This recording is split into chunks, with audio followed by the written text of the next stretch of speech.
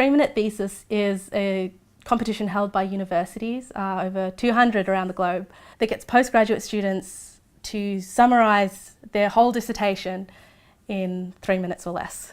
It gets you to really focus in on what the core of your project is. It allows you to be able to communicate that to anyone, so not just people in your field, but to people in other fields. After competing in the Griffith University final, I was given the opportunity to compete in the Trans-Tasman round, which was great because I got to meet many other researchers from around the world and talk to them about research that they were doing. One of the great things that came out of the media coverage that I got for my project was that I've had other researchers in my field contact me and say, hey, I want to talk about our research because we're researching similar things, and making those connections are absolutely invaluable. So I'll be able to build on them not only during my degree but afterwards as well.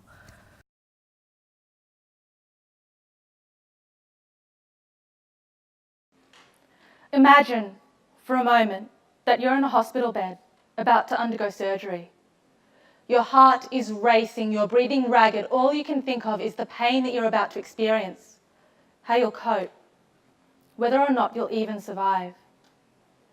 And then music starts to play, drowning out the alien sounds of the hospital ward. You feel calmer and your heartbeat slows. You begin to breathe more deeply as the music soothes your mind. Music as an intervention is increasingly being used to help the many people who have to undergo surgery. Research shows that it can have significant mental and physiological effects.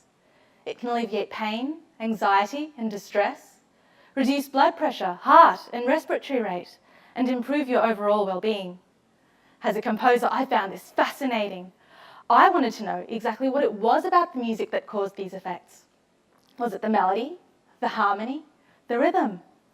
I wanted to be able to write music specifically for surgical situations. But hard as I tried, I struggled to find the answer to my questions. In most cases, the music used in interventions wasn't even described. When it was, these descriptions were incredibly vague, and the reasons underlying the musical choices were often neglected. Did this mean that the type of music didn't matter? Would Metallica work the same as Mozart? Is it better if the music is familiar, or would this taint the musical memories of the patient? My thesis investigates how to write or select the most appropriate and effective music for surgical environments. To do this, I first had to look at the different ways in which music could be used. Methods such as distraction, entrainment, and relaxation. Then I began to look at how to manipulate the elements of music within these so as to enhance the effect of the intervention. For example, take entrainment. In short, this is getting the patient's mental or physiological state to sync up with an external stimulus.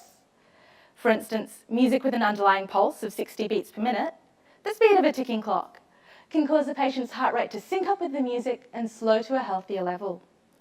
Blood pressure can be entrained by melodies that are 10 seconds long, and simple melodies and consonant harmonies tend to be perceived as happier, and so can entrain a more positive emotional state. Combined, these can reduce the risk of post-surgical complications, improve the patient's ability to cope with pain, and even lower their risk of mortality. Now, I'm not saying you should reach for your iPod instead of your painkillers the next time that you undergo surgery. Music should be used in concert with more traditional methods of treatment, helping to fill the gaps that remedies such as drugs might miss. Music is cheap, easily accessible, and if it can help people, learning to use it properly can make a huge difference in the lives of many. Thank you.